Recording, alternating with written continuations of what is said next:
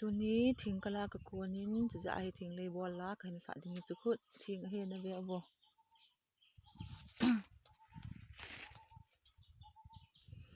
thing lei bol aha valing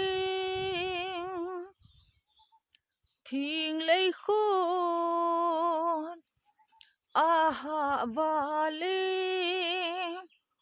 ha le zong le bol lo thei lo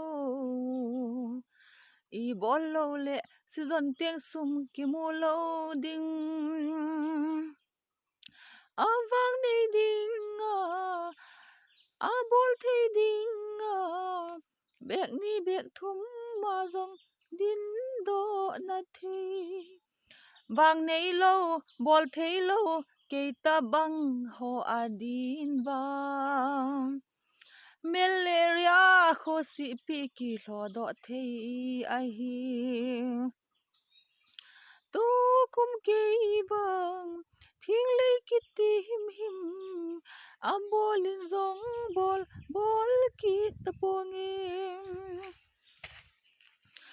malaria puma thing lei khut sangin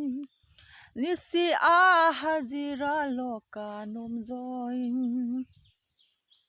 thing lei bol aha vale thing lei khut aha vale ha le zong le bol lo thei lo I bol lo le si zon tiang sum ki mu lo ding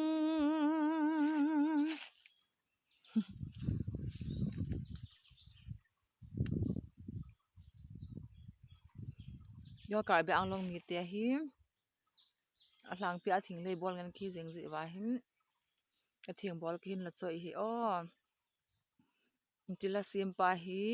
pasei gin hi in ngai nom za ke nang tu na ha ka hin sa do hi